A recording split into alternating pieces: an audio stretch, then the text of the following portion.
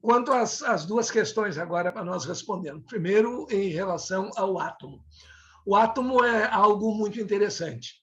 Existe um físico italiano chamado Franco Rovelli, ele é da linha materialista, mas ele diz que se desaparecesse todo o conhecimento científico e nós tivéssemos que escolher uma ideia para permanecer, deveria ser a ideia do átomo. E é interessante como essa ideia do átomo evoluiu. Quando nós vemos alguns modelos aí de conduta que pretendem destruir tudo diferente do pensamento deles, veja como a ideia do átomo, que é festejada como uma ideia genial, seria de que todas as coisas são compostas de partículas infinitamente pequenas e indivisíveis, chamadas átomos. Bom, esse estudo da ciência continuou, e o nome átomo exatamente por isso, significa indivisível, mas hoje a ciência sabe, não é de hoje, há muito tempo, que o átomo é dividido e que o átomo é divisível. Em homenagem a Demócrito e Leucipo, que criaram a ideia, se manteve o nome. Em vez de dizer assim, os caras pensaram uma bobagem, esse negócio aí é divisível. Não, vamos manter o nome, em homenagem àquela primeira ideia. E aí continuou o estudo e se pensava no núcleo do átomo como algo muito duro, composto de partículas absolutamente sólidas. E, no fim, se descobriu que tudo é flutuação entre energia e matéria. Mas se mantém o nome, homenageando aquela primeira ideia. E hoje se sabe que é divisível, que pode ser a energia nuclear. Tudo isso vem exatamente da divisibilidade do átomo. E quanto ao nosso pensamento como forma de energia, e a gente sabe que a energia não se cria nem se destrói, esse querer é poder.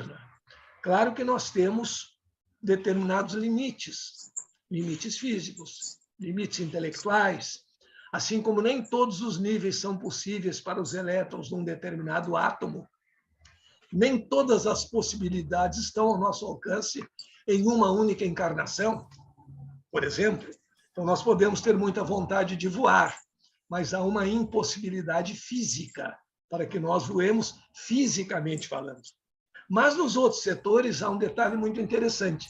Existe um pensamento da antiga filosofia Rosa Cruz que diz o seguinte, que querer é poder, mas é preciso saber querer para poder criar. Ou seja, esse querer seria uma movimentação do pensamento no sentido de conseguirmos criar as condições para que aquilo que nós desejamos possa acontecer. É o saber pedir na oração. É o saber pedir na oração. Existe uma experiência muito interessante no terreno da física nuclear que mostra o seguinte: a expectativa do fato cria o fato. A expectativa do cientista, do pesquisador, movimenta as partículas no sentido de terem um comportamento ou outro. Bom, se é verdade que a expectativa do fato cria o fato lá no mundo subatômico, no nosso mundo de relações, isso deveria ser pensado ainda com maior cuidado, com maior cautela. Porque qual é a nossa expectativa em relação ao nosso semelhante? Quando nós encontramos as pessoas, qual é a nossa expectativa? Nós pensamos no homem lobo do homem, de Hobbes, ou nós pensamos no homem irmão do homem de Jesus? Essas duas possibilidades existem. E hoje a gente sabe, embora não seja uma coisa absoluta, que a nossa expectativa em relação às pessoas também pode modificá-las. Nesse sentido, é uma experiência muito interessante feita em Harvard, que deu origem à chamada psicologia positiva. Os pesquisadores selecionaram um grupo de alunos que estariam terminando na sua atividade escolar o equivalente ao nosso segundo grau. Então, após aquele ano letivo, eles estariam entrando nas universidades, pelos diferentes processos que lá existem para ingressar numa universidade. Ser um bom jogador de futebol americano é um dos critérios, por exemplo. Então, Eles estavam nessa fase estudantil. E aí, os pesquisadores selecionaram um grupo de alunos de uma determinada turma. 3 alunos, por exemplo. E vamos admitir só aí para a gente pensar num nome que fosse João, Pedro e Maria. E informaram a todos os professores que iriam trabalhar com a turma no ano seguinte que João, Pedro e Maria tinham testes de inteligência extraordinários. Eram alunos com uma capacidade de compreensão muito acima da média e que deveriam ter um desempenho muito superior aos seus colegas. Eram aqueles pontos fora da curva para cima. Depois temos que falar um pouco nesse detalhe, que antes da psicologia positiva, a gente só examinava os pontos fora da curva para baixo. Mas já chegamos lá. Seriam pontos fora da curva para cima. E havia uma condição. Os professores todos, em nenhum momento, poderiam revelar a esses alunos que eles tinham condições estudantis extraordinárias. E os alunos também não sabiam que haviam sido considerados como portadores dessas excelentes condições. Muito bem. Terminado o ano letivo, como era de se esperar, João, Pedro e Maria tiveram um desempenho muito acima da média dos seus colegas, confirmando a previsão. E aí veio a grande surpresa. João, Pedro e Maria tinham sido escolhidos ao acaso entre alunos de desempenho mediano. Mas os professores esperavam que eles tivessem um desempenho extraordinário. Então, houve diversos tipos de influências, desde aquele tipo de comportamento que a gente não externaliza, mas existe. Possivelmente, quando o João levantava a mão para fazer uma pergunta, lá ainda se levanta a mão para fazer pergunta em uma sala de aula. Aqui se levanta mais para bater no professor, mas é outro estágio. Então, quando um deles levantava a mão, possivelmente os professores, informados de que se tratava de uma pessoa de desempenho extraordinário, em seguida lhe dava a palavra. E se eles começavam errado, quem sabe até sem querer ajudavam. Existe um monte de explicações, mas há uma que é fundamental. Algo se transmitiu da expectativa dos professores para os alunos, porque, de fato, eles renderam mais do que os outros. Porque, de fato, eles ficaram acima da média. E este foi um dos pontos básicos para a criação da chamada psicologia positiva. Então, vem desde lá do mundo subatômico, a expectativa do fato cria o fato, até as nossas relações de todo dia, a expectativa que nós temos em relação às pessoas de quem nos aproximamos, com quem dividimos tarefas na prática de um ideal comum, até a relação pai-filho, a relação de companheirismo, a relação entre professor e aluno, tudo isso é muito influenciado pelo pensamento, porque a expectativa é o pensamento que eu tenho a respeito de um determinado fato. É a crença, é o meu pensar a respeito de um determinado fato. E isso, sem dúvida, tem influência. E eles começaram a verificar o seguinte, foi em 1998. Alguns pesquisadores verificaram que de cada 17 casos que eram motivos de estudo, ou até mesmo de artigos, motivo de case, em psicologia, tratavam de coisas negativas, de doenças, de disfunções, e um só em cada 17 tratava de coisas positivas. Então, 17 casos eram estudados. 16 diziam respeito a disfunções, a doenças, e um ao lado positivo. Então, eles projetaram o seguinte: quando se faz uma curva de desempenho estudantil, por exemplo, existem os pontos que ficam na média, existem aqueles que ficam abaixo da média e os que ficam acima da média. Então, todos se preocupavam, e é muito justo, com aqueles que estavam abaixo da média para... Oi, Regina. Mas sem se dar conta que Oi. quando nós nos preocupamos apenas com o que está abaixo... Oi, eu tô assistindo o Zoom da física quântica que o Luiz botou. Então, quando... Fátima, só um instantinho. Fátima, você localizou quem está com o microfone aberto? Já mutei, por favor, feche o microfone. Obrigada. Bom, assim, se você puder retomar, para depois nós podermos emendar a edição. Tá bom? Obrigada. Tá.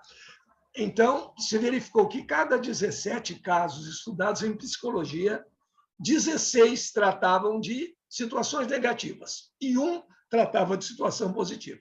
Então, nessa curva que se faz do desenvolvimento escolar, sempre se tem uma linha média, onde se situa a maioria dos casos. Alguns ficam abaixo e alguns ficam acima desse desempenho médio.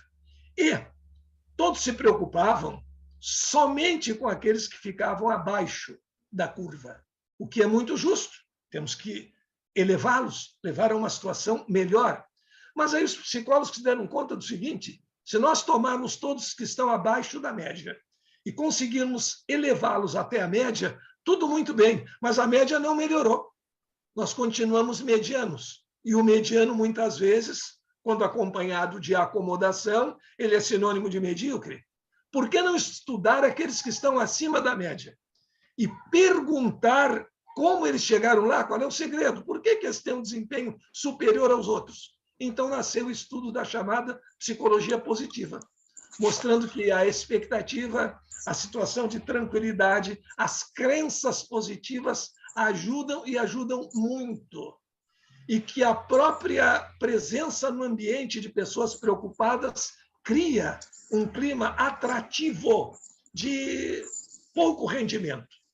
Foram surpreendidos alguns alunos de Harvard, no direito, que é um curso lá muito concorrido, de muita competição, alguns alunos que iam estudar no porão, deixando o ar-condicionado tão bom das salas adequadas para o estudo, e questionados disseram, não, lá tem uma espécie de ruído mental.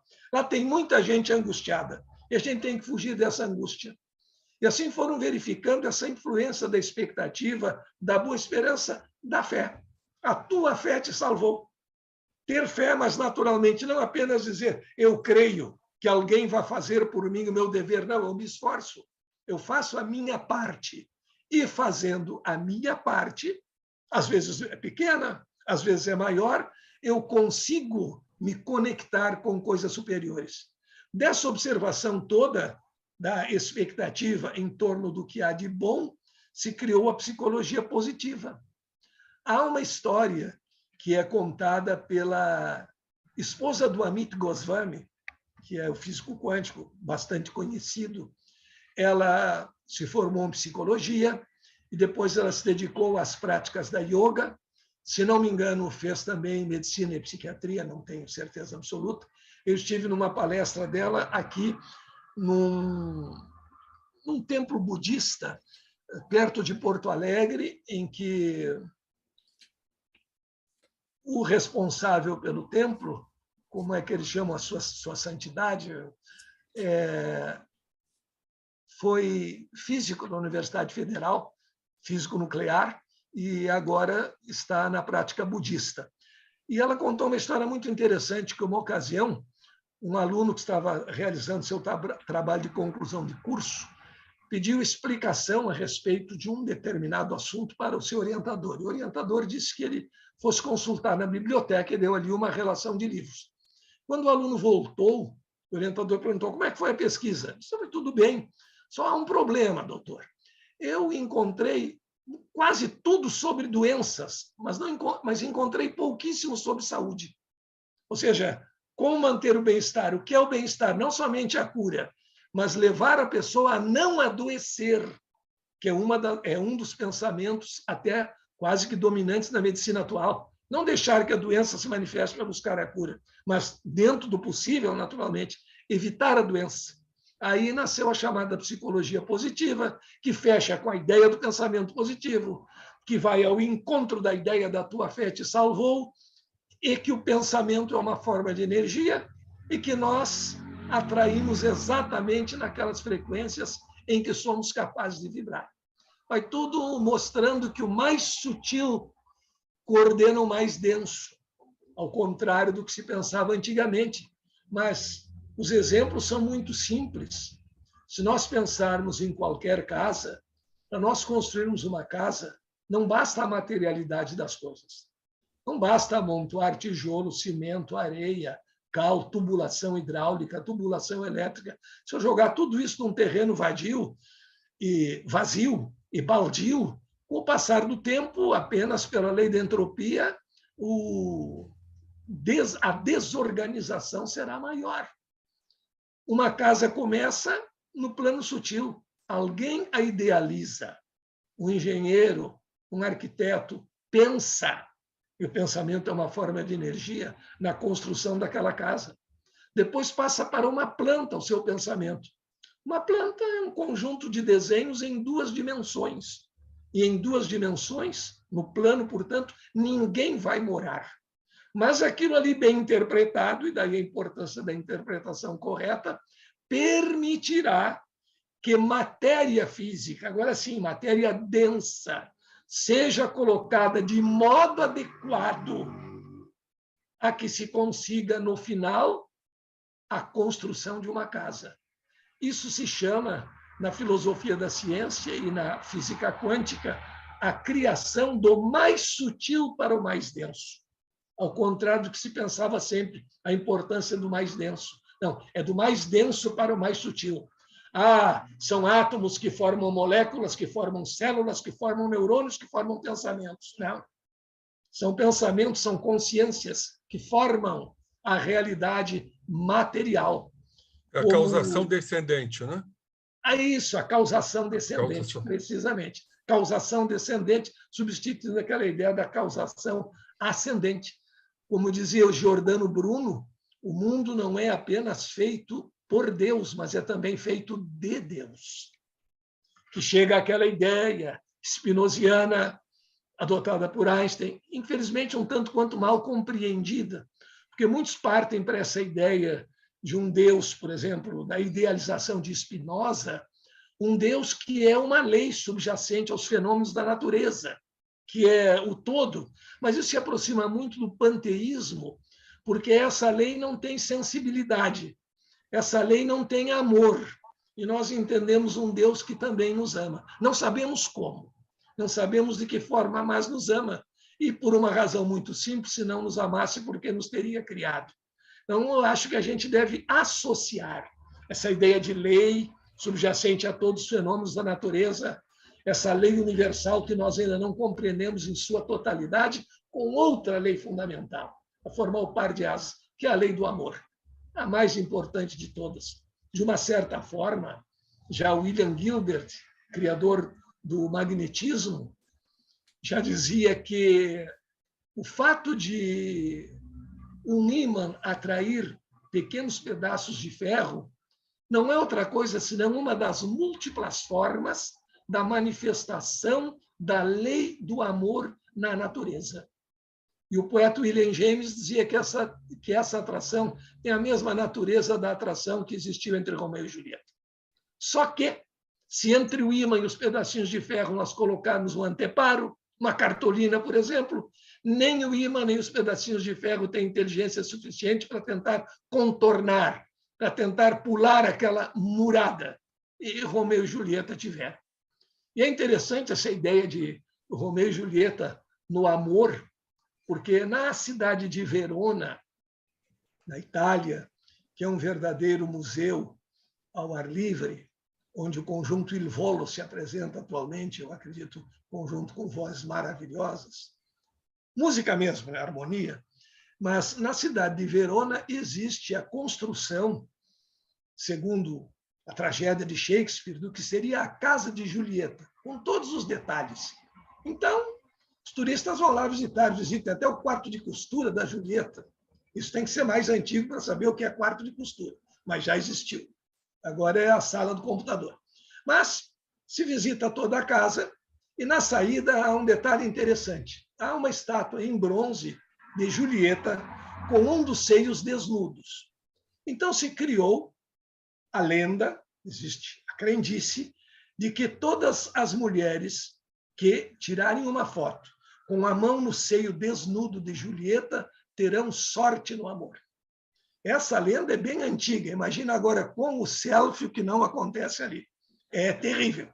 É um festival. Tem que esperar algum tempo para que a pessoa, depois do seu, e com toda essa característica de altruísmo que as pessoas têm, termine a sua 105ª fotografia e ceda lugar para outro.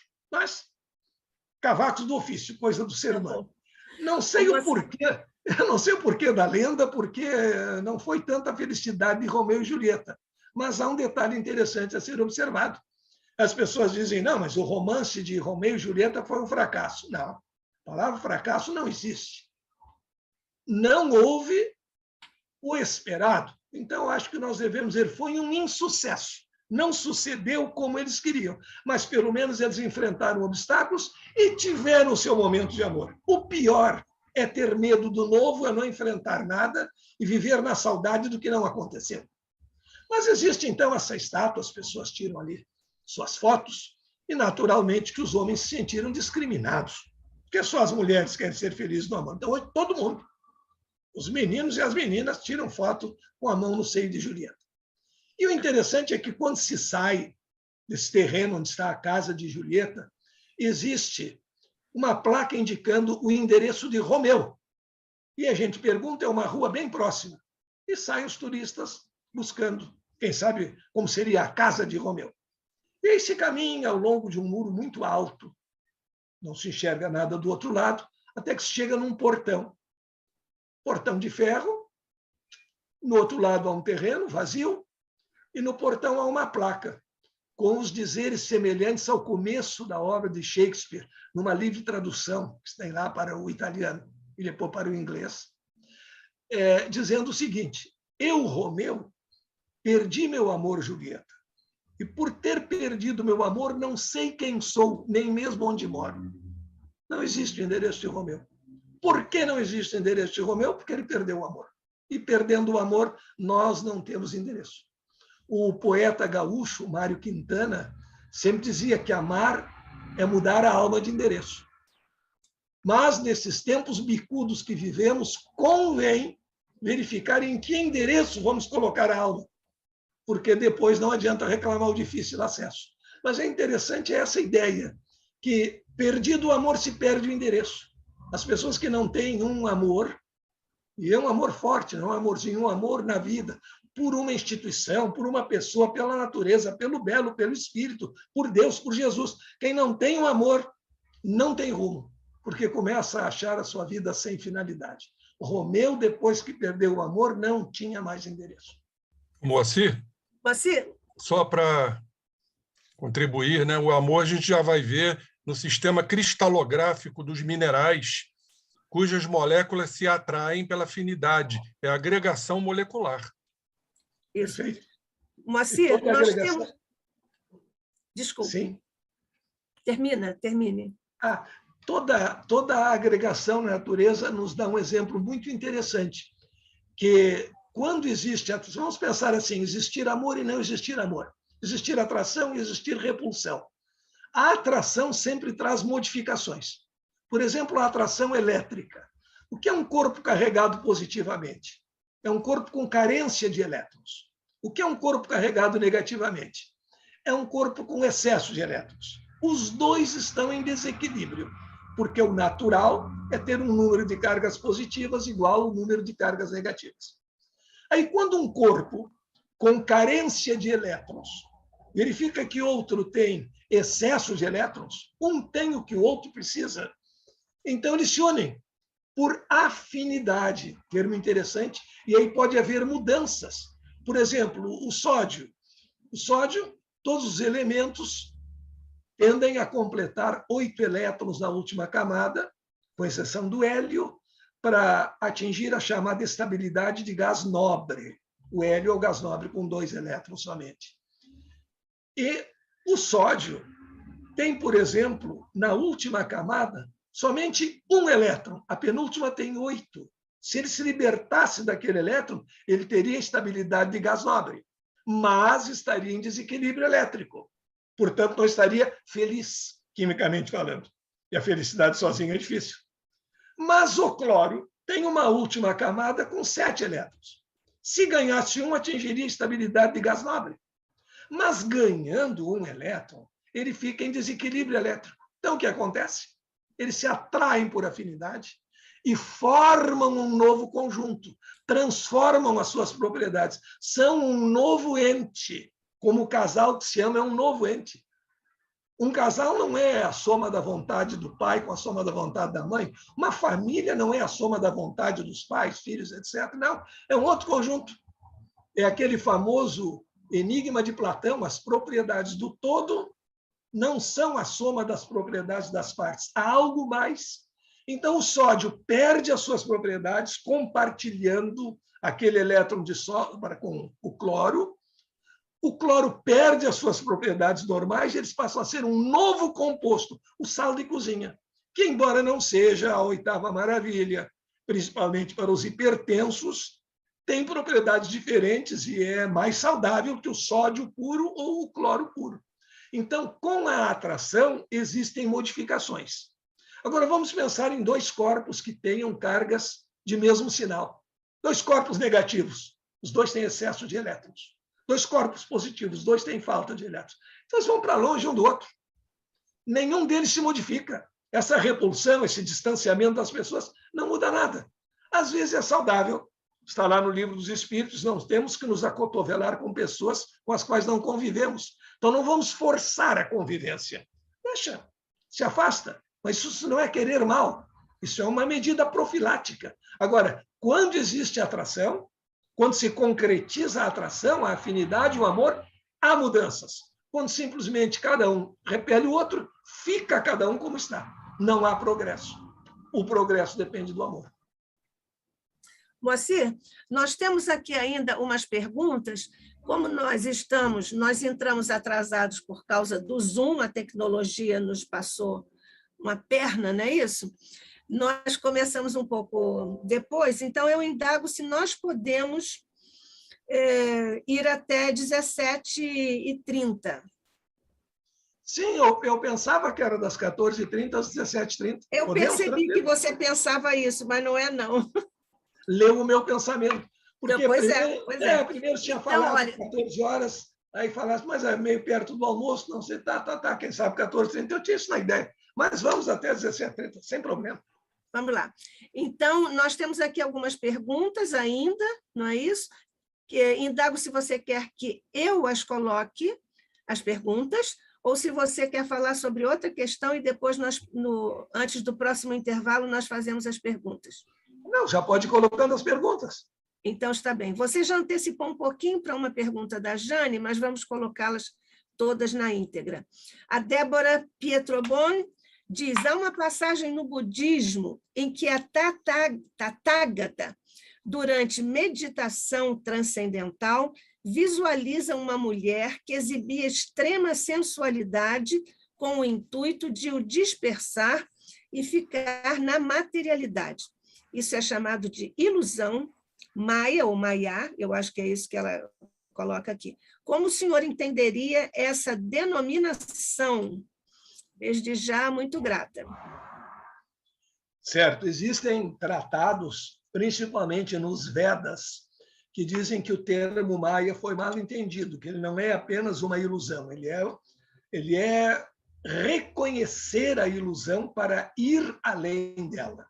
Então, não diz propriamente o mundo físico é uma ilusão, não, ele nos diz que o mundo físico não é tudo. Se eu digo que o mundo físico é tudo, aí eu estou iludido. Mas se eu sei que o mundo físico tem a sua realidade, eu devo ir além da minha percepção, aí eu estou entendendo Maya como um convite à quebra de fronteiras.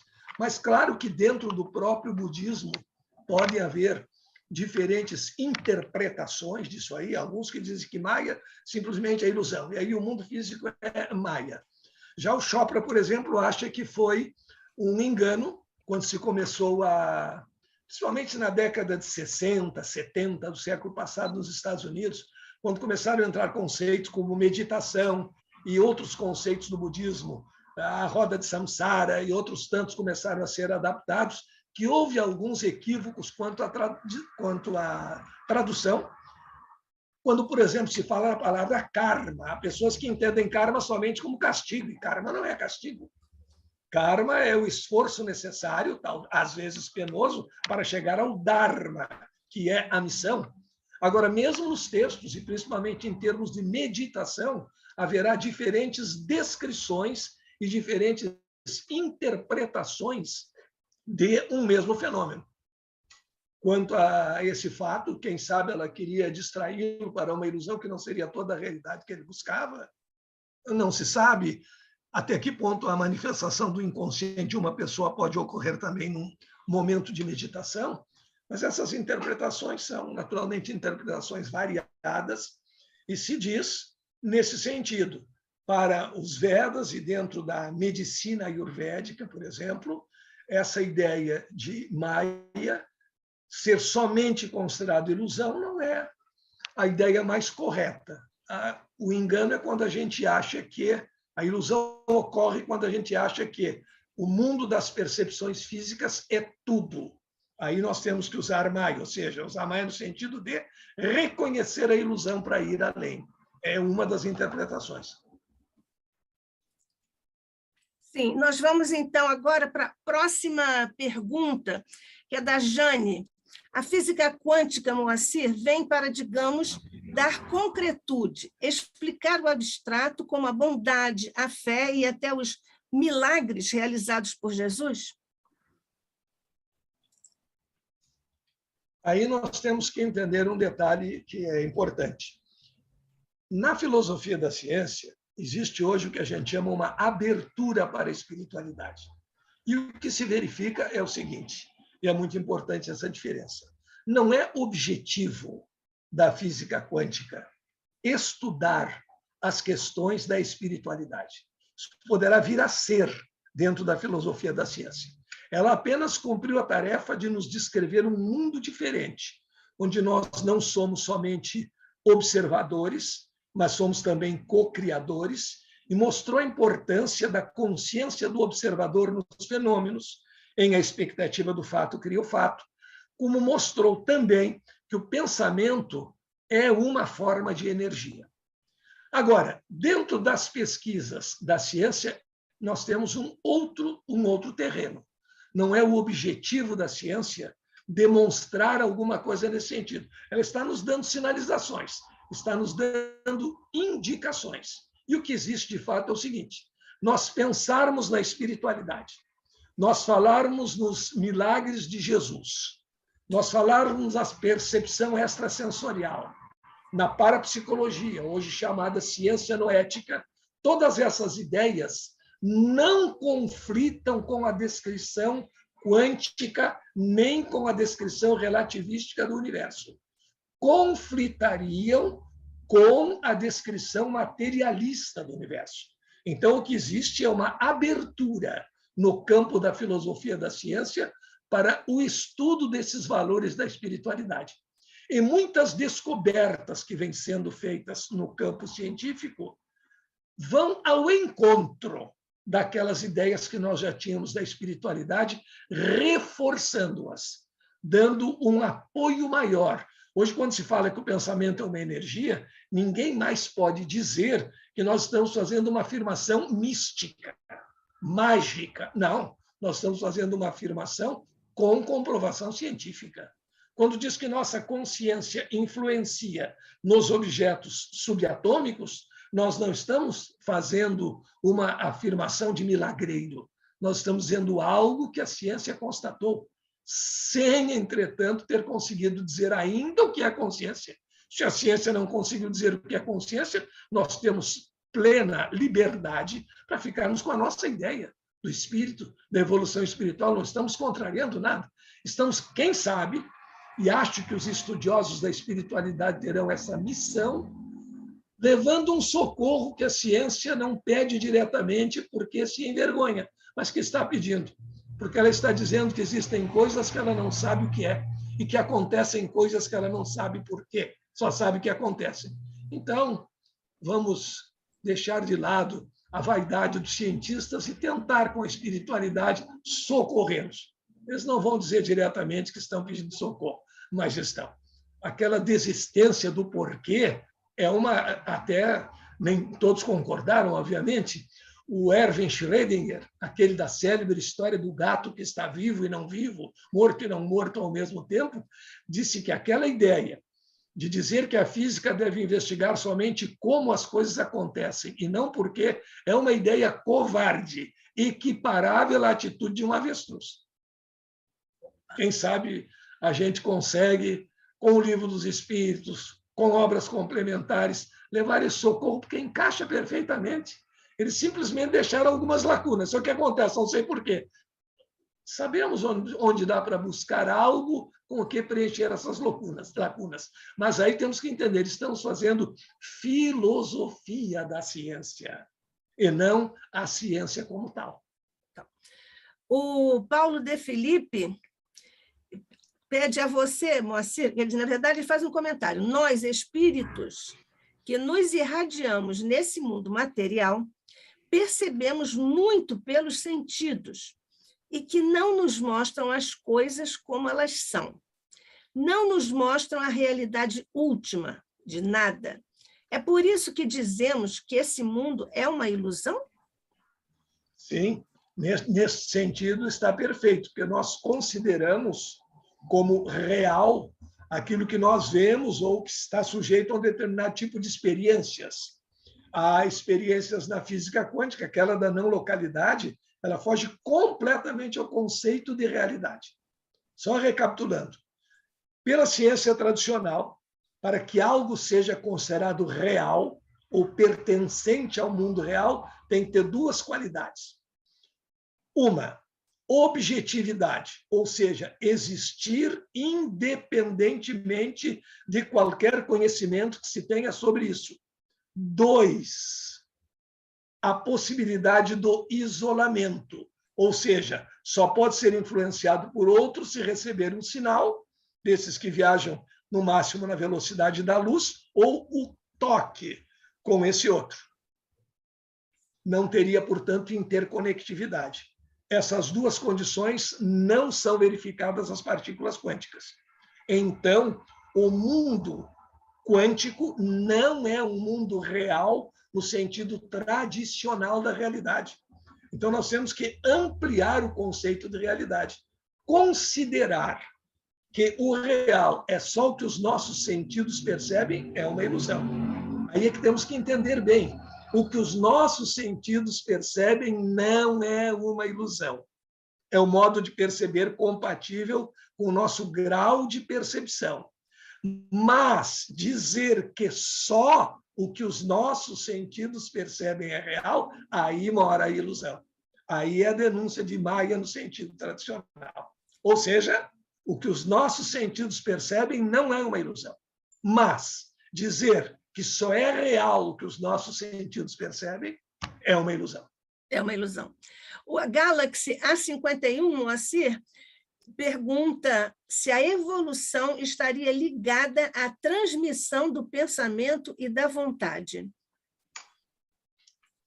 Acredito particularmente que sim, pela experiência do macaco número 100, pela vontade, pela transmissão de pensamento, e, naturalmente, por todas as vivências pelas quais a humanidade vai passando. Há um planejamento de evolução. Nós sabemos que o pior que pode acontecer é estacionar. Retroceder não é possível, quando se entende a evolução como uma lei, a lei do progresso. Dentro da espiritualidade, o progresso é entendido como uma lei. Nós temos muita dificuldade, às vezes, de entender que certas pessoas estejam, ao menos, estacionadas. Isso parece que andam para trás. Há muita barbaridade no mundo, e a barbaridade é o que é mais divulgado, naturalmente. Mas sabemos que, na pior das hipóteses, nós estacionamos. Agora, todos nós evoluímos. Só que o ritmo da evolução individual depende da vontade, depende de cada um. É como se nós considerássemos alunos que frequentam a mesma escola, no mesmo nível, com os mesmos professores. Eles receberão as mesmas aulas, mas eles terão diferentes progressos. Alguns buscarão além da aula, outros buscarão aquém da aula, porque procurarão matar a maior parte das aulas possíveis. Aí é uma decisão. Mas todos terão aprendido alguma coisinha. Agora, essa decisão é nossa. E à medida em que nós evoluímos, como o pensamento é uma forma de energia que se transmite, à medida em que há um maior grupo, um maior número de pessoas pensando no bem, a expectativa do fato cria o fato, nós estamos cooperando para a criação de uma atmosfera em que o bem tenha mais possibilidade de se manifestar e até contagiando positivamente outras pessoas. Com essa nossa ideia, com esse nosso ideal, não foi por acaso que Kardec afirmou que a grande caridade que se poderia fazer para o espiritismo, no sentido de um grande favor, a grande benesse que se poderia fazer para o espiritismo, seria exatamente divulgá-lo. Porque quanto maior o número de pessoas que tenham conhecimento das ideias de evolução, da fé raciocinada, da necessidade da prática, dos sentimentos, da espiritualidade superior, mais nós teremos evolução e mais o mundo se aproximará de melhores condições de felicidade. Isso. Moacir, nós não temos especificamente perguntas, agora temos aqui alguns agradecimentos que eu vou apresentar em conjunto no final, porque certamente outros companheiros também vão se manifestar pela alegria deste encontro e dos ensinamentos que estamos obtendo. Você pode falar mais sobre algum outro tema ligado a essa questão? Eu abri uma espécie de leque no início sobre algumas questões que seriam interessantes. Você ainda há pouco falou sobre a profecia autorrealizadora, citando a questão dos alunos, que nós vivemos isso também quando damos aula, nós sabemos muito disso. Aquilo que nós dizemos assim, ou já ouvimos na sala dos professores, sobre uma turma ou outra, acaba acontecendo, né? Nós sabemos disso. E são coisas assim, comentários fortuitos, mas isso acaba alterando aquela realidade, né? Sim. Então, eu estava perguntando a você essa questão do elétron, da onda e da partícula, você já falou sobre isso. Sim. Mencionei a repercussão das palavras de Jesus, de Sócrates, de Gandhi, de Francisco de Assis e os detratores dessa postura de amor de que eles foram portadores, não é isso? Esse novo universo da quântica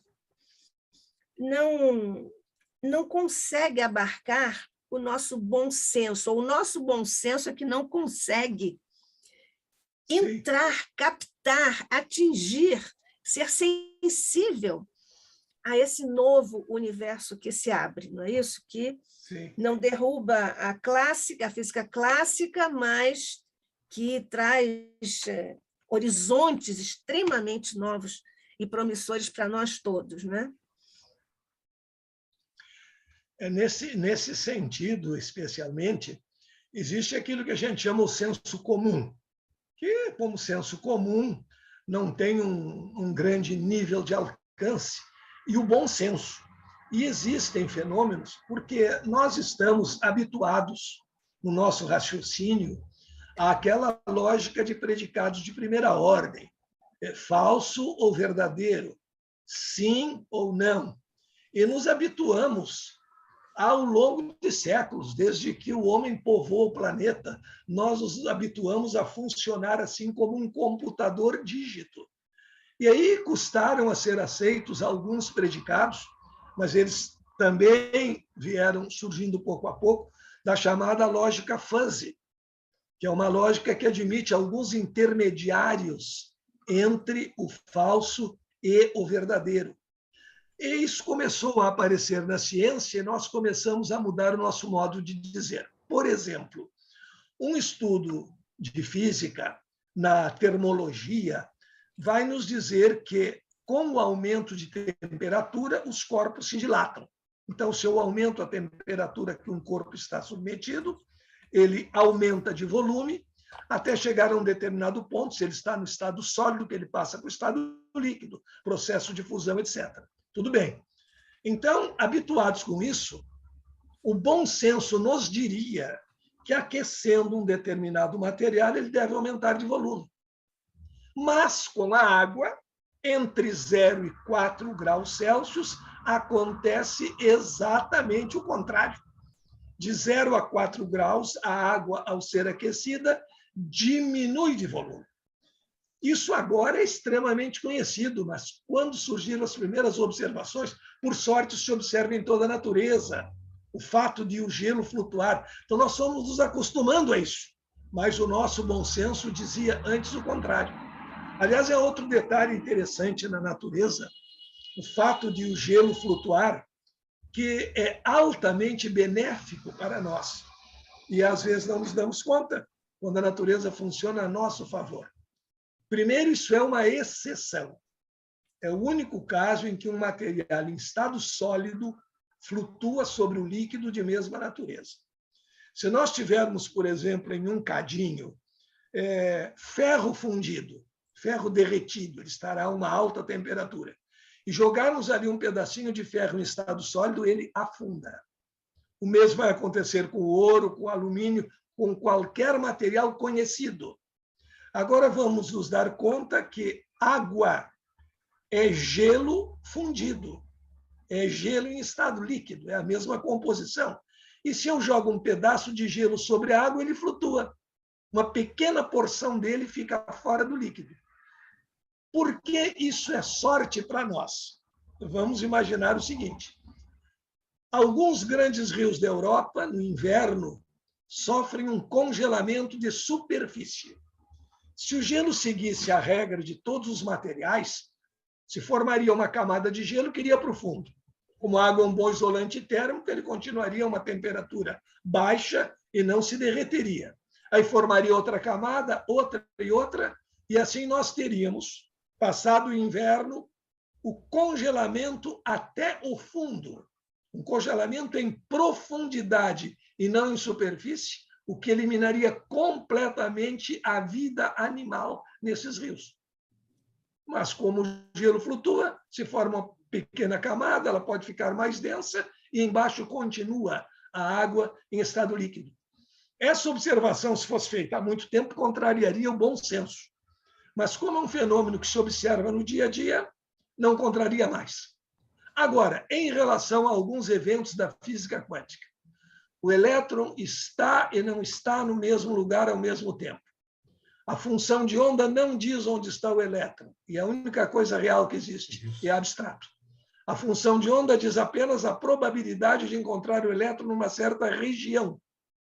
Isso nos tira aquela ideia de uma bolinha que eu posso encontrar aqui ou ali. Isso contraria o bom senso, como está e não está em vários lugares ao mesmo tempo.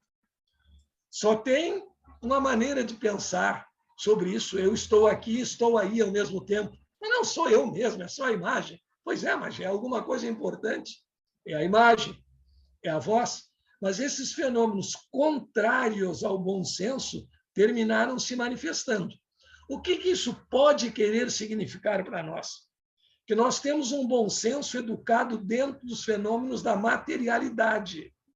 Quem sabe esse mesmo bom senso nos levou a pensar durante muito tempo, não, o espírito não existe. Se a minha mãe continuasse viva depois de morrer, estava aqui me ajudando. Ela não está aqui me ajudando. Tem muita desgraça acontecendo no mundo. Deus é o grande ausente, é um senhorio descuidado. Então, Deus não existe. Esse bom senso tradicional, ele foi exemplificado e vivido só na materialidade das coisas. Então, nós não compreendemos algumas coisas diferentes. E ainda temos muita coisa a aprender. Por que acontecem determinadas desgraças? Todo mundo tem culpa de outra vida? Não sei. Não temos a resposta para todas as perguntas. Isso é que é interessante. E o mais interessante é que isso veio da física. Porque se isso viesse de livros sobre a espiritualidade, seria ridicularizado. Como é que afirmam esse fenômeno aqui, que é absolutamente contrário ao bom senso? Como é que podem estar recebendo diferentes mensagens de Bezerra de Menezes em diferentes lugares ao mesmo tempo? Contraria o bom senso? Contraria, até porque as mensagens são diferentes, não é uma mesma mensagem, mas contraria o bom senso, mas é real. Como é que o gato pode estar vivo e não vivo ao mesmo tempo?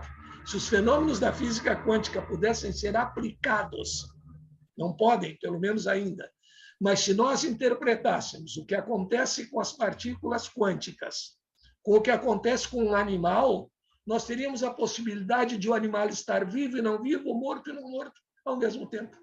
Como na experiência da dupla fenda, os elétrons passam e não passam pelas duas ao mesmo tempo e também não passam por nenhuma. Absolutamente contrário ao bom senso. Quem sabe isso é um sinal para que nós reformulemos também, no momento em que o planeta passa de expiação e provas para um nível superior de evolução, quem sabe não está no momento de rever aquilo que nós chamamos bom senso por tanto tempo? É algo a ser pensado. Agora, é real. Os fenômenos da física quântica analisados, sob o ponto de vista da nossa inteligência treinada e condicionada na base do verdadeiro ou falso, eles contrariam o chamado bom senso. Ah, então temos que contrariar o bom senso em tudo? Não. É a história do novo paradigma. Naquilo que as coisas funcionam bem, deixemos o paradigma antigo vigente. Mas há algumas carências. E quem sabe nós teremos que nos reeducar, reaprender o que verdadeiramente é bom senso. Talvez não seja tarefa para uma encarnação, mas a física já nos despertou para isso. Acontecem coisas que contrariam o bom senso no mundo da física. Poderão acontecer em outros mundos? Como? Em que condições? É tudo algo a ser pensado. Por isso que o estudo da física quântica trouxe esses aportes para a espiritualidade e tornou tudo muito fascinante, porque nós não temos resposta para uma porção de coisas. Não tem nada mais chato do que um sujeito que tem resposta pronta para tudo. Ele sabe tudo. E, ao mesmo tempo, ele não sabe nada, porque não é capaz de nos convencer da sua resposta. Que bom que existem muitas coisas ainda a serem aprendidas. Nós temos uma determinada base, mas existem muitas coisas que nós ainda desconhecemos. E é bom, porque se desconhecemos, podemos aprender, estar abertos ao novo, porque se já sabemos tudo, aí nós postulamos que não podemos aprender mais nada. E essa questão do bom senso é um enigma, é um paradoxo. E muitos filósofos terão que pensar, porque o bom senso sempre foi o fiel da balança. Não, se está fora do bom senso, nós não admitimos. Então, não admite o dualismo, onda-partícula, como é que fica? Agora, também querer dizer que isso é válido para tudo que acontece na natureza, não. Nós não podemos atravessar uma parede. Não, não podemos. A experiência nos diz isso. Mas existe possibilidade? Sim. Mas é tão pequena que não vai acontecer, mesmo que a gente tente a vida inteira. Nós sabemos, por exemplo, que existem espaços entre os átomos. E lá os fenômenos de materialização, que podem nos lembrar disso. Existem espaços entre os átomos da minha mão e os átomos deste livro aqui, por exemplo. É possível que, no momento em que eu leve a mão até o livro, haja uma combinação de espaços vazios, e os espaços vazios são maiores do que os espaços densos. Existe uma combinação tal que a minha mão atravesse o livro e vá lá para o outro lado, sem destruir o livro, sem destruir minha mão, sem desintegrar átomos, porque desintegrar átomos seria fazer bombas atômicas. Não é científico, mas é possível que esses vazios se encontrem num determinado momento. Agora, eu posso passar a minha encarnação atual e viver mais outras 100 encarnações só fazendo essa tentativa e não chegar no momento exato daqueles espaços. É aquilo que em matemática se chama evento estocasticamente impossível. Ou seja, a probabilidade existe, mas é tão pequena que dificilmente nós poderemos verificá-la. Podemos passar algumas vidas tentando sem conseguir. Agora, uma inteligência capaz de mover átomos e espaços atômicos não poderia fazer essa coincidência e fazer um objeto, nos chamados fenômenos de desmaterialização, atravessar uma parede? Pois se esses fenômenos existem, é porque houve a possibilidade de controlar isso aí, por outro nível, por outro grau de inteligência. Agora, nós aqui, no dia de hoje, eu aqui, querer fazer com que a minha mão atravesse o livro, vou perder meu tempo. Até porque não convenci a minha inteligência íntima de que isso é possível. Pelo contrário, convenci que é impossível. O Paulo de Felipe volta a te perguntar, Moacir, ele diz, nós fomos criados por Deus e esse mundo material em que ora estamos não foi criado por Deus, foi permitido por Deus. Ele é co-criador. Nós agora nos comportamos como se esse fosse o nosso mundo. O nosso mundo é outro, o mundo espiritual. É por isso porque temos medo da morte, a saída desse mundo material? Sim, uma das explicações fundamentais para o medo da morte é não termos certeza da sobrevivência e deixarmos esse mundo material em que nós nos movimentamos bem. Então, a incerteza é exatamente o que traz o medo e pode ser combatida através de uma fé raciocinada, através da verificação da mediunidade, que é o selo da sobrevivência. Então, o medo decorre exatamente da incerteza. Se nós vamos para algo incerto, ou pior ainda, se nós pensamos que nós nem vamos, que é o fim de tudo, nós teremos medo. E a fé raciocinada seria o antídoto contra esse medo da morte. Quanto à criação do mundo, desculpe, mas eu discordo, porque se houver um ente que cria um mundo material diferente de Deus, ele é tão poderoso quanto Deus, nós teríamos dois deuses. Eu acredito que tudo é criação de Deus. O mundo feito por Deus e de Deus. Mas essa é uma discordância apenas de ideias. Respeitamos todas as ideias naturalmente, só para, já que foi pedida uma opinião, a minha seria esta. E o medo da morte, concordo perfeitamente. Essa nossa saída desse mundo material, que nós não somente nos apossamos, como deixamos que ele se aposse de nós. E parece que nós somos propriedade dele e que não existe outro. Nós, ao invés de possuir, somos possuídos. E possuídos pelo mundo material, nós acreditamos que nada fora dele pode existir. Mas esse mesmo mundo material, nós não estamos aqui por acaso. É um mundo compatível ao nosso estágio evolutivo e o mundo que nós podemos melhorar ou piorar. Nós podemos destruir, agredir a natureza ou melhorá-la, o que também é responsabilidade nossa. É uma casa que foi preparada para nós. E se nós não cuidarmos bem dessa casa, não quer dizer que alguém nos vá tomá-la judicialmente, mas nós viveremos numa casa de poucas possibilidades porque nós destruímos as boas possibilidades. A Jane, volta... Posso só fazer um pequeno comentário da questão do medo da morte, Nádia? Sim. É uma frase simples. Nós temos a chamada escada do medo e dos desejos. Então, normalmente, nós temos medo daquilo que desejamos e desejamos aquilo que nos faz medo. É muito interessante essa colocação do grande filósofo e psicólogo Jean-Yves Leloup. A escada do medo e dos desejos. Dos desejos. Perfeito. A Jane... É algo a pensar também.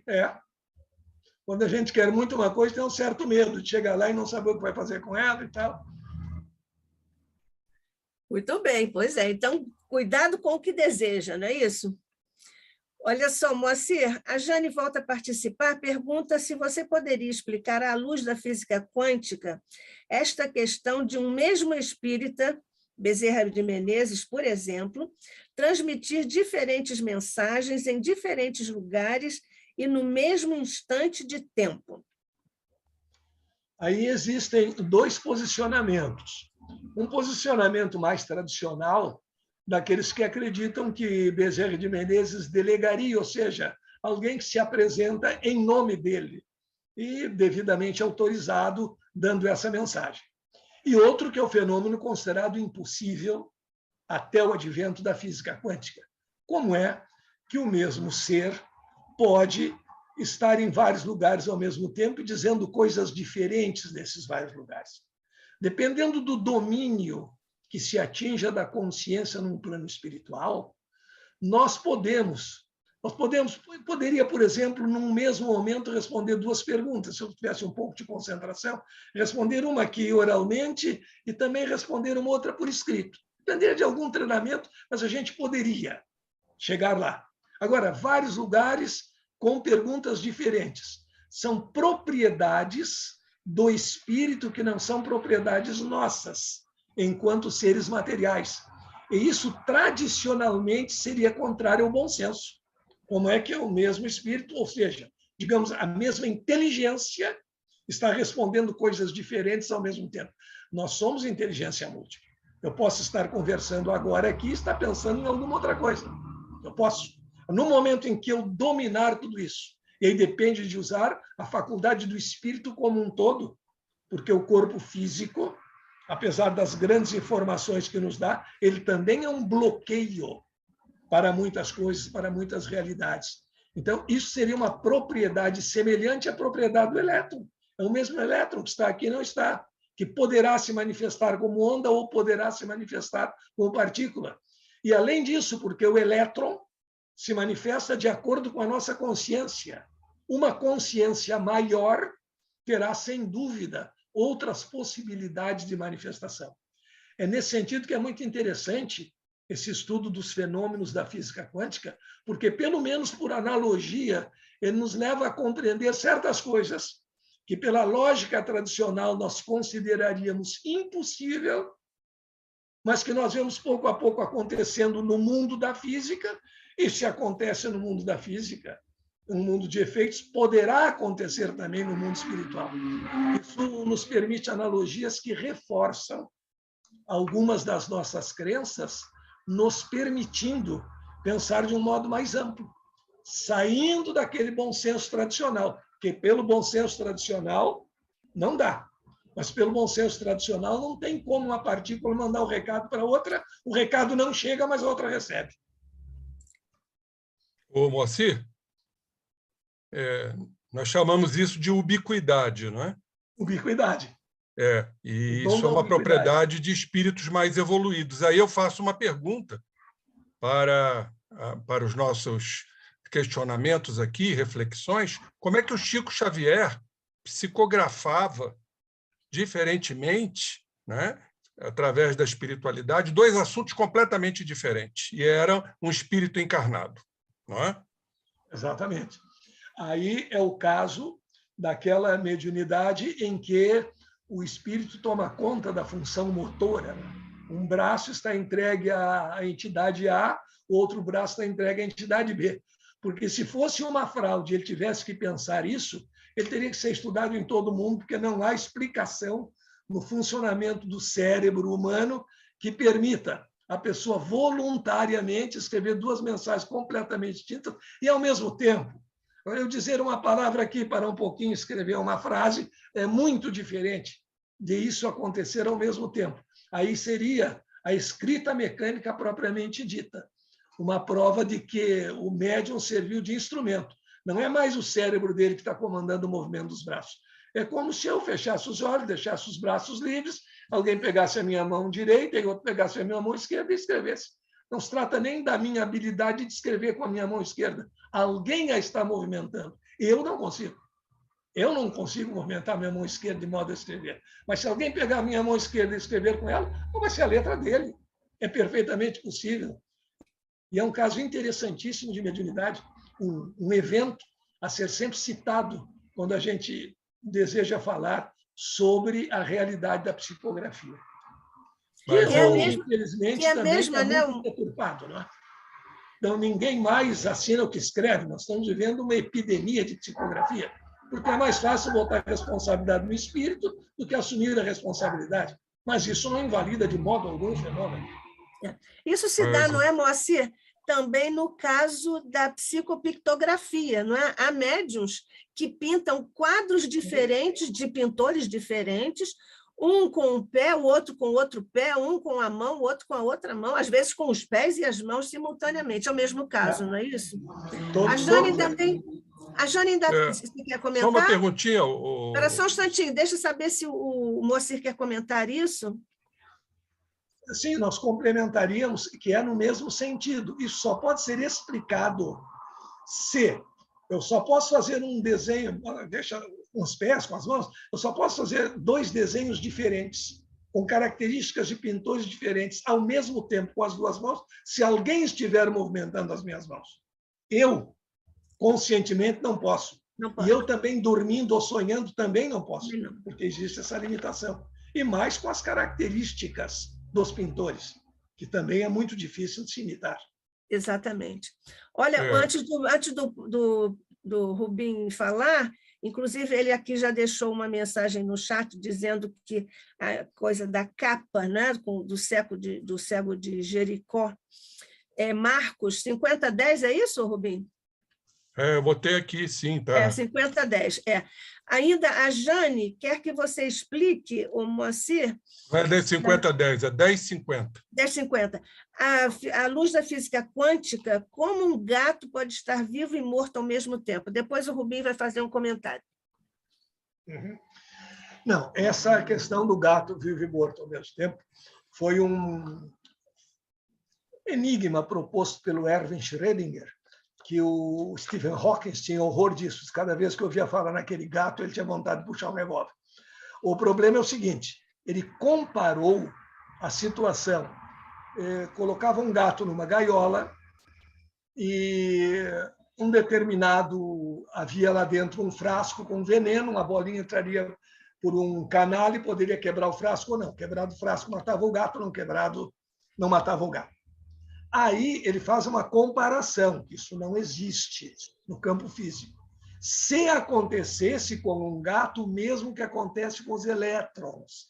Lembram que, quando nós falamos, se eu tenho um elétron, pode estar embaixo de um de dois reservatórios. Se eu levantar primeiro um, e verificar se está ali ou não, e depois o outro, ele estará em um dos dois. Mas se eu levantar os dois ao mesmo tempo, ele não está em nenhum dos dois. Então, se isso fosse verdade, se isso fosse aplicável ao caso de um gato, dependendo do momento em que eu abrisse a porta, ele estaria vivo e não vivo, e morto e não morto ao mesmo tempo. Mas é apenas uma comparação que ele faz, a famosa história do gato de Schrödinger, que não tem explicação lógica, mostrando que as coisas lá do mundo subquântico não são aplicáveis, pelo menos à luz do nosso conhecimento atual, ao mundo das grandes coisas, das grandes partículas, porque nessa caixa haveria observação, haveria influência de luz, haveria uma opção de coisas que lá no mundo subatômico não estariam acontecendo. Mas a metáfora serve apenas para dizer, lá no mundo quântico acontecem coisas incríveis, como isso. Se o gato de Schrödinger fosse do mundo quântico, ele estaria vivo e não vivo ao mesmo tempo. Dependeria do momento em que o observador abrisse a tampinha da gaiola. Mas é só uma comparação. Não acontece com os nossos gatos. Até fizeram uma piada sobre isso, que o cachorro acorda o Schrödinger está dormindo, né? E o cachorro acorda o Schrödinger, puxa pela roupa e diz assim, abre a tampa para ver se o gato está lá. E abrindo a tampa, ele iria colapsar uma realidade ou outra, acabava a agonia. E o cachorro torcendo pelo pior para o gato. Muito bom, muito bom. O Rubim vai fazer agora um comentário breve, porque depois nós vamos ter que decidir como é que nós fazemos com o tempo que nos resta ainda. Moacir, eu creio, nos meus estudos, né, que eu procuro sempre aprofundar, que para haver uma correlação mediúnica, que eu nem coloco como mediúnica, eu coloco medianímica, porque tem que haver uma sintonia, uma afinidade, um colorido pequeno que seja do médium. Entendeu? Então, sinceramente, eu não concordo muito quando o espírito nos toma, que, em verdade, é um termo que não é correto, a incorporação espiritual, e sim a psicopraxia, seria o termo correto, ou seja, a participação psíquica. Então, quando a gente fala de união de perispíritos, tem que haver uma sintonia. Mas aonde está essa sintonia? Uma criatura pintar um quadro, por exemplo, sem nunca ter pintado nada. Eu vejo de uma outra forma, eu vejo que isso está ligado ao passado.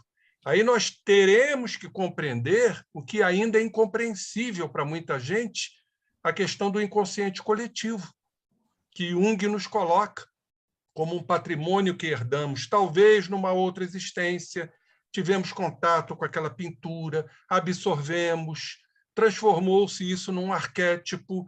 Então, ainda não temos esse alcance para poder verdadeiramente interpretar o que os estudos medianímicos nos mostram, ou seja, tem que haver um certo colorido do médium, porque o inconsciente coletivo nos explicaria isso muito bem. E eu vejo como futuras descobertas as pesquisas neurocientíficas. Ou seja, como é que o espírito atua numa área do cérebro e não atua na outra área? Ou então, como é que um espírito em processo de ubiquidade vai utilizar áreas cerebrais diferentes ou mais de um espírito? Então, tem muita coisa ainda para a gente estudar, pesquisar, e, se Deus quiser, esse planeta de regeneração vai nos mostrar muitas coisas. Isso. Olha, a hipótese é excelente, porque nós não sabemos exatamente até que ponto ocorre, e uma participação poderia ser uma participação de afinidade, no sentido de atrair, de poder fazer o encaixe, digamos assim, da inteligência espiritual com a inteligência material. Claro que nos quadros predomina a inteligência espiritual, mas algum traço, algum mínimo que nós temos que descobrir de participação mediúnica haverá. Quem sabe lá no inconsciente coletivo, em encaixes de vibrações neuronais. São essas coisas fascinantes que nos levam a estudar, porque não temos as respostas para tudo, o que é muito bom. Não? Verdade. Falando em resposta, Moacir, a Hilda, antes de nós irmos para o outro intervalo, ela nos pediu para falar, para fazer a pergunta assim, oralmente, porque parece que ela acha que não dá para encaixar digitando. Hilda, você nos ouve? Hilda? Hilda, você está aí? Eu percebo que você está. Só fechou a sua imagem. Hilda. Será que essa sua percepção é uma ilusão, Nádia? Bom, mas ela está aqui. Ela está aqui. Ela está aqui, Rubem. Ela está aqui. A criação mental dela? É. Então, não, é um espírito aqui de justiça. Eu tinha combinado com ela que no outro intervalo ela faria isso. Eu me lembro. Exatamente. Então, se alguém tiver algum contato aí com a Hilda, por favor, digam isso a ela. Mas ela está aqui, é que ela fechou a imagem. Nádia, está me ouvindo? Agora estou e queremos ouvir você. O microfone, aquele tracinho, né? Mas não. Faz a sua pergunta, querida. Então, as respostas que ele veio dando, veio assim, clarificar para mim muito naquele momento do Evangelho, quando ele diz: pedis e obtereis. Né? Eu posso pedir, mas e obter? Eu acho que depende muito da confiança que eu tenho e da necessidade daquilo acontecer. Seria isso? Deu para entender? Sim. Porque no pedir, existe até um detalhe que é muito interessante, que é falado hoje, que como a física quântica nos apresenta múltiplos universos, múltiplas possibilidades, quando a gente pede alguma coisa, essa coisa passa a existir. Em algum universo, em algum lugar, em alguma dimensão, essa coisa passa a existir. Então, a prece deveria ser o seguinte: transferir do universo em que o meu pedido foi criado, pelo simples fato de eu pensar nele, para o meu universo. E isso é o mais complicado. Isso é o que a ciência vai nos dizer, talvez, com o tempo. Como é que eu vou transferir de um universo algo que eu criei mentalmente para colapsar no nosso universo? Já pelo que sabemos atualmente, é que existe sempre uma frequência que nós recebemos das frequências em que somos capazes de criar. Por esse lado, é perfeito pensar desta maneira. Depende da necessidade verdadeira do pedido. Um pai não vai dar uma lâmina para o filho de 3 anos brincar de fazer a barba. Então, depende da necessidade do pedido e depende da confiança, principalmente, com que pedimos. Jesus sempre dizia, nas suas curas, frequentemente ele afirmava: a tua fé te salvou. Ou seja, pediu com fé, pediu criando aquelas condições necessárias para que o pedido se realizasse. E quando nós temos verdadeiramente fé, nós pedimos algo para algo ou alguém em que ou em quem nós acreditamos. Daí vem a intensidade do pedido. né? A pessoa que faz aquela afirmação positiva. Tudo dentro dos limites que nós temos na nossa encarnação. Entendi, mas não há necessidade, então, de eu estar toda hora lembrando a espiritualidade desse meu pedido, porque uma vez feito, eu mandei para o espaço, né, para o universo, Sim. toda aquela minha emotividade e da minha necessidade. Então, porque às vezes eu me pego, meu Deus, eu esqueci de fazer esse pedido na minha prece. Aí eu caí sim e falo, não tem necessidade disso. Porque o meu protetor espiritual sabe dessa minha necessidade. Então, ele se incumbirá vendo a possibilidade de ser atendido ou não. É esse pensamento que eu preciso corrigir isso. Não, em tese é perfeito, porque quando nós fazemos uma prece, nós emitimos numa certa frequência, é uma energia. Energia não se cria nem se destrói. Mas também nós não sabemos até que ponto as entidades estarão sempre à nossa disposição, estarão a todo momento cuidando de nós, estarão a todo momento sabendo das nossas necessidades. Então, é como aquele pedido repetido, não faz mal, nós intensificamos a energia. O que não quer dizer que nós vamos passar todo o tempo do nosso dia rezando. Não, até porque há diferentes formas de rezar. Fazer o bem a alguém é uma forma de oração. Buscar o nosso progresso, buscar a nossa capacidade, o nosso crescimento é uma forma de oração. Agir corretamente é uma forma de oração. E há também a oração propriamente dita, que nós fazemos em determinados momentos, e nós podemos repetir, porque muda a situação, muda o panorama, e assim muda, quem sabe, a forma de fazermos o pedido e o atendimento desse pedido.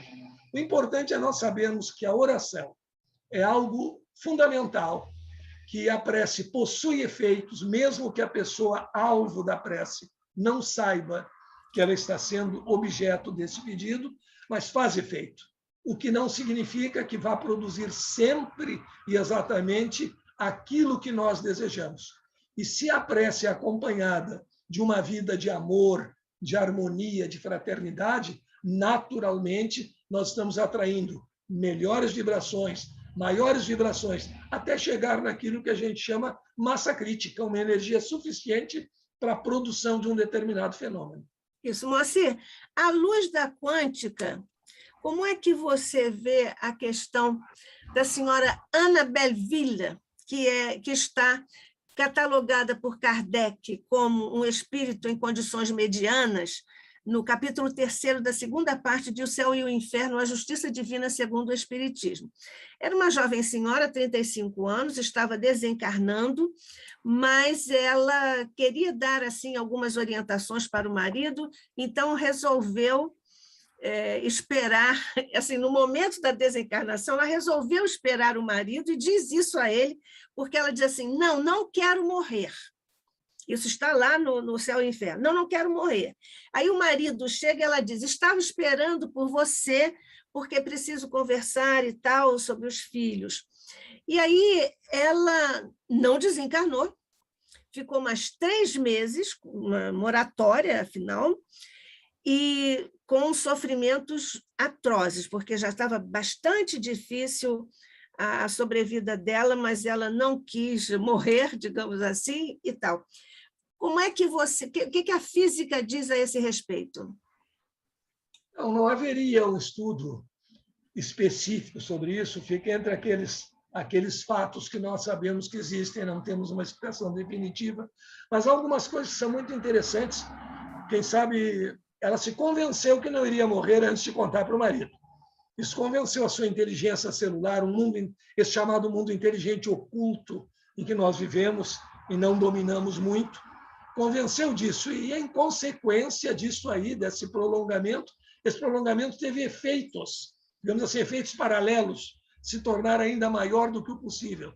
Há uma história muito interessante, narrada pelo Chopra, que ele, quando era estudante de medicina, eles tinham alguns pacientes nos hospitais que eles visitavam, e ele resolveu ouvir um dos pacientes, que quase ninguém ouvia, que estava muito debilitado, ele era alcoólatra, estava debilitadíssimo e tinha uma previsão de alguns dias de vida. E aí, quando ele foi chamado para um outro setor, não me lembro se num momento de atender feridos de guerra, alguma coisa do gênero, ele teria que se ausentar por cerca de 14 dias. E aí o paciente disse para ele, quando o senhor voltar, já não vai me encontrar mais, vamos nos despedir. Ele disse, não, tu precisas falar comigo. Tu não podes ir embora sem falar comigo. E partiu para a sua missão. Voltou 14 dias mais tarde, encontrou o paciente numa posição fetal, muito debilitado, e o paciente disse, viu, como o senhor me disse que eu tinha que esperar o senhor para me despedir, então eu não podia morrer. E morreu naquele momento. E o Chopra ficou extremamente culpado a partir disso, porque ele disse assim, parece que eu fiz com que ele acreditasse, tivesse fé e criasse condições que ele ficasse a mais do que o tempo necessário, só me esperando. E aí que ele tirou essa ideia de que existe uma inteligência celular que, quando nós acreditamos mesmo e transpomos a fronteira, nós podemos convencê-la. Aquele cidadão ficou convencido, esse convencimento funcionou, que tinha que funcionar, que tinha que estar vivo, até logo, até se despedir daquele estagiário de medicina que estava ali com ele. E é um caso semelhante, só que esta se autoimpôs, né? E quem sabe por essa autoimposição, ela criou uma situação que não seria justa, que seria anômala, mas as verdadeiras razões a gente não sabe quais seriam. Mas, de qualquer forma, parece que houve uma espécie de derrogação da lei, né? Ela ia desencarnar naquela hora. O contrário do suicida. Agora, do ponto de vista de mecanismo de lei de ação e reação, que você agora tangenciou, né? Agora, nesse seu comentário, você tangenciou a lei de ação e reação. A chamada memória de Deus, como é que você vê isso quanticamente? A lei de ação e reação? A memória de Deus, né? Porque a lei de ação e reação é a memória de Deus, né? Sim. Digamos sim. assim. Sim. É uma forma de nós chamarmos, né, a memória, ou seja, o registro de tudo aquilo que acontece no universo. Desde as coisas mais simples, que a gente explica fisicamente. Se eu empurrar uma parede, a parede me empurra. Às vezes eu não me dou conta disso, mas se eu estiver sobre patins, eu terei a exata noção de que a mesma força que eu exerci contra a parede exerceu contra mim. Essa é uma lei muito interessante, porque tira aquela ideia antiga de vingança divina, de castigo divino. É simplesmente uma lei. Se eu empurrar a parede vai me empurrar. Às vezes eu nem observo isso, mas por que a parede me empurra? Porque ela ficou brava com o fato de eu a estar empurrando? É algum tipo de castigo? Não, é o uso de uma lei natural. E como as forças podem ser exercidas não só no mundo físico, mas também no mundo psicológico, aquelas energias que nós criamos, a nosso favor ou contra nós, a favor de alguém ou contra alguém, por essa mesma lei de retorno, que não se trata de um castigo, elas têm que voltar. Então, no momento em que eu, por ignorância, uso indevidamente a lei ou ignoro a lei, eu dou um soco na parede porque eu estou furioso com a parede, eu vou machucar minha mão. Não se trata de vingança, se trata de uma ação que eu fiz ignorando uma lei. E é interessante, ignorar a lei no direito civil já existe isso, que é um reflexo da física. O fato de eu ignorar a lei não me exime do seu cumprimento. Ou seja, eu não sabia que não podia furtar o dinheiro do outro, não sabia onde é que estava escrito, não interessa? Mesmo sem querer, na sua materialidade, muitas vezes, o direito tem que reconhecer essa consciência que nós temos, independentemente de um grande grau de inteligência ou não, do certo e do errado. Então, é a mesma coisa. Por ignorância da lei, eu vou esmurrar a parede, vou machucar a minha mão. É vingança da parede, é castigo de Deus? Não. Tudo o que acontece fica numa memória cósmica. Tudo tem o seu registro. E a toda ação vai corresponder a essa reação, de mesma intensidade de sentido contrário. O que é interessante saber, esse detalhe. Quem pratica a ação é que sofre a reação, e não outro. A reação é sofrida pelo praticante da ação. E isso é um aspecto de justiça. Sim. Posso complementar aquela sua Sim, pergunta? rapidamente, que nós temos uma pergunta da Jane ainda. Tá. Muito interessante aquela colocação, Moacir, e vamos aqui nos remontar aos estudos da epigenética. A epigenética nos mostra o processo da energia mental no nosso corpo celular. As células se mantêm em equilíbrio através de um fenômeno que você conhece muito bem, chamado de tensegridade, que é o equilíbrio das forças opostas. Tudo tem tensegridade, um edifício, uma teia de aranha. Se não houvesse a tensegridade, haveria o desequilíbrio, seria o caos. Então, o que mantém o equilíbrio celular é exatamente a saúde mental. É o espírito ali atuando, que já é uma visão epigeneticista da ação mental no equilíbrio celular.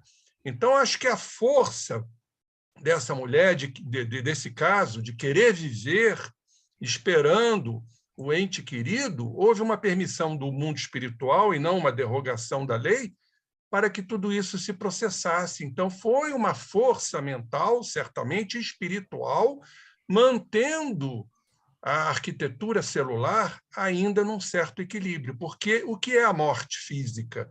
Senão a ruptura deste equilíbrio, a ruptura da tensegridade celular. Eu creio que é por aí que a gente tem que raciocinar. Tá bom. É um caminho. E interessante que Kardec considerou um espírito mediano. Mesmo assim. Exatamente, exatamente. Embora, aliás, isso é respondido pelo Kardec na obra, não é? Porque todo o perfil com que o Kardec descreve a senhora Ana Belleville, que, aliás, ele declara que ele e ela se conheciam, ele acompanhou a vida da Ana Belleville até o final, até a desencarnação dela. Bom, mas, enfim, deixa eu apresentar aqui a questão da Jane. Ela diz, senhor Moacir, numa síntese, poderíamos dizer que a visão quântica do Evangelho de Jesus seria a materialização da fé? Nesse sentido, sim, porque é possível, se nós analisarmos, por exemplo, o Evangelho de Jesus, nós não encontraremos, à luz dos paradigmas atuais, nada contrário a um conhecimento científico. Se nós formos pegar dogmas de religiões antigas, por exemplo, ressurreição do corpo, isso contraria qualquer conhecimento de ciência. Mas o que nós temos no Evangelho não tem absolutamente nada que contrarie o modelo atual.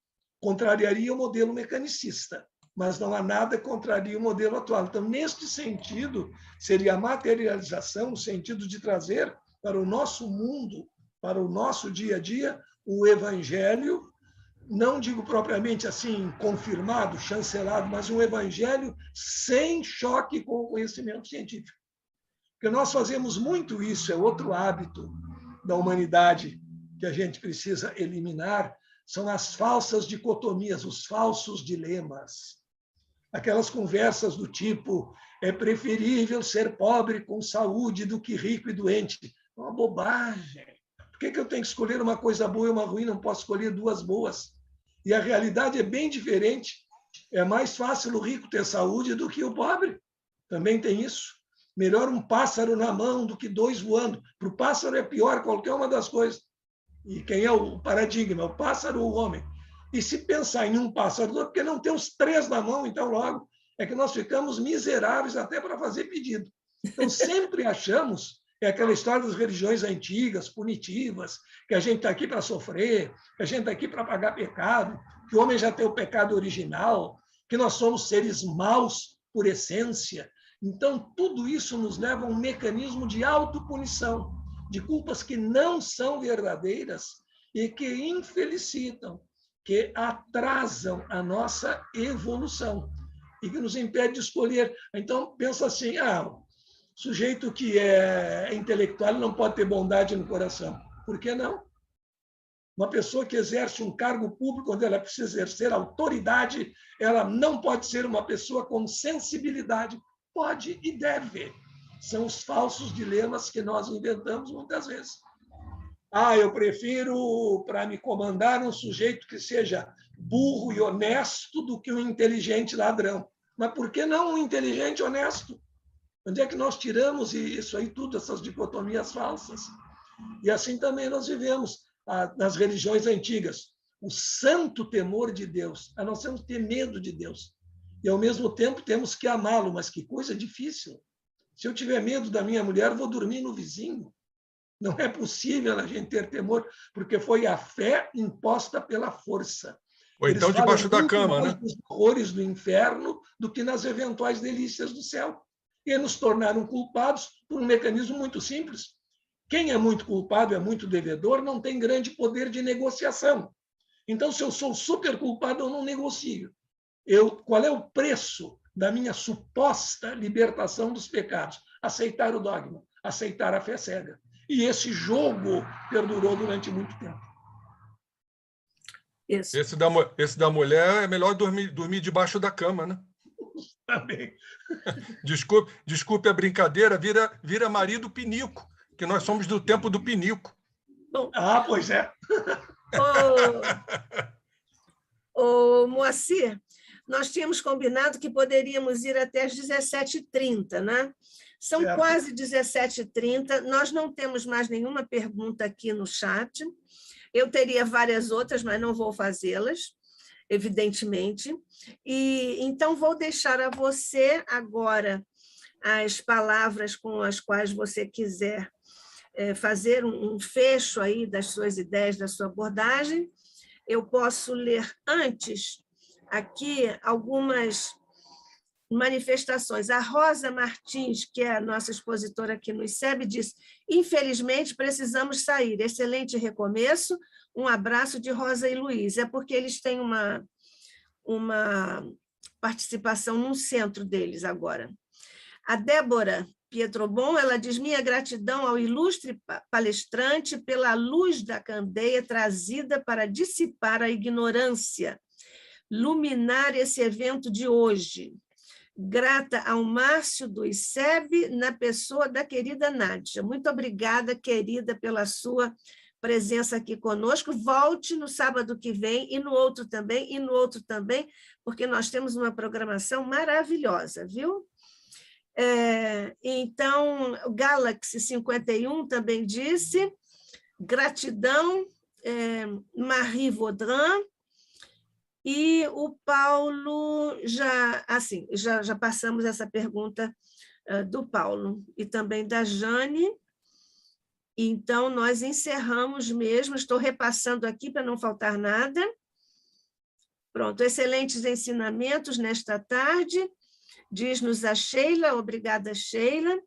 Então, Moacir, pois é, o que é bom, né? Acaba assim logo, eu nem senti o tempo passar. Acho que nós... Et merci beaucoup de Claudia de France.